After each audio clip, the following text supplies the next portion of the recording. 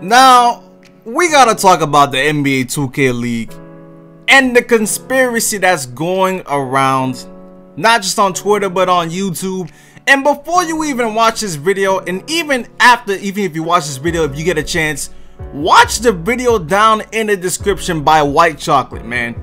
He's basically showing proof that the NBA 2K Combine, the 2K League process of getting the 250 players was in fact rigged. Now, this is why, first of all, I would never put my, all my stuff down and just go to the 2K League or just try to get into the 2K League.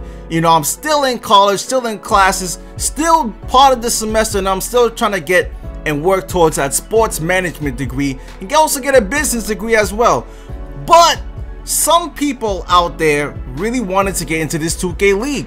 They had to play these 40 games, and before the 2K League made all those new playing windows, they had to play those playing windows in those specific times, man. So getting 40 games in, they had to drop stuff, man. You had to probably take off from work, take off from time if you're a grown man, if you got kids, take off from time from them. If you're in classes, you would not have time to be able to play this combine as well as you want if you are still in school right now. And especially with the application specifically asks, if you are able to make the league, you have to drop everything and relocate to that location. So either way, if you wanted to make this league and believe you had a shot at making this league, you would have to drop everything. Your location, college, all that had to be dropped. So you have people playing this combine, investing all this time into believing they can actually make this league. Now, I said in my previous video, like, congrats to all the people that made it, and I still say that, congrats to all the people that made it, but I knew for a fact it was going to be a little iffy, man, because all this stuff that's going on with the way the combine is. Listen, you got the 2K Combine, it just made it, I mean, can you really assess a player's ability by that combine alone? I was a little bit sketchy at that for that same reason. But then you look at the application. The application asks all these questions, right? Like I said, basically you gotta try to get all those questions right. First of all, you should get all those questions right anyways, because listen, there's a lot of application processes out there in the world today to where if they read one question and you get that question wrong, your application will automatically be denied. That's definitely happened. If you don't meet the requirements for some of these, some of these applications, your application is immediately, they don't even look at the next page. I'm just telling you how it is. They read the first page of your application and they see that one problem in the application itself and they're already skipping it. So I understand there's some people that didn't get their SoundCloud files heard, which is also, it's unfortunate because the 2K League has to do a better job of addressing it, because the emails they sent out to people that didn't make the league it didn't specify why you didn't make the league. Of course, it's going to be a lot harder for 72,000 people if they all applied to just send, specific emails telling that person why they didn't make the cut or why they got snubbed or all this and that. Now, if you watch the video in the description, you see that Mr. Styles, who was a top player, and also, they got a couple of 250,000 winners who didn't make this league in this combine. They didn't make the league, and they've run past roll to the final tournaments, man. A lot, like, it's crazy, but this is where we're at. That's why I didn't like the combine. Then you got the application process, but you see, if you watch the video, that Styles actually got in after the 2K League specifically said that no more emails were being sent out, which is sus.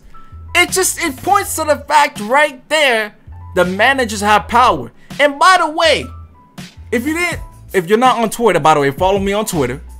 But this 2K League manager, whose name is, his Twitter handle is like Roger Canada or something like that, he basically responded to some guy who was saying, I didn't get an email or something like that, and he basically posted a GIF of a guy with a peace sign and saying, well, you don't need to be in the league anyways.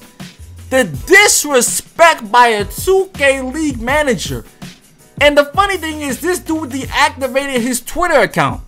You can't even find that tweet no more. I still have a screenshot of the tweet here, as you can see on the screen, by Nick the Bullsman. Nick the Bullsman was trying to make this league as well. He didn't make it. He wanted some more specification. He had some pretty good stats, I know what I'm saying. But listen, that's what I'm saying. Stats, everyone can have all these great stats, but not everyone with these great stats is going to get in either way. They're also going to be taking a look at their application. But that's why I didn't like the 2K Combine, man. Because 72,000 people playing, what were you going to expect to bring that? 72,000 people had to be brought to 250 people. They should have had multiple processes or multiple 2K Combines if that was the case. To bring 72,000 people all the way to just 250 people, that is, that's insane. That's ridiculous, man. You're cutting off almost 99.7% of people are not going to make it. So the chances you make it is probably 0.2% out of 72,000 people who played the Combine, played the 40 games, and actually filled out the application. So I talked about the application and how, you know, people in this real world will take a look at your application, see one thing, see one problem, and immediately skip over that. So that's why probably some SoundCloud files didn't get, heard. So take a look at my application, which is obviously a joke. I put I'm the equivalent of Ultra Instinct Goku. If they would have seen that as the reason, as one of my reasons, they would have been like, this guy's a clown. What does he think this is a joke? So they're gonna skip over that. Now we gotta also talk about the people that made it and the people that was still able to make it even after, you know, not following the league's rules about quitting games. So apparently there are some people that quit games and still made the Combine, which is unfortunate because the league actually has to enforce that.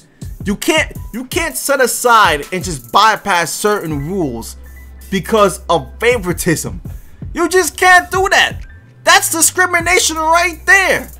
I'm watching How to Get Away with Murder last night, and they brought the trial to the Supreme Court because of race.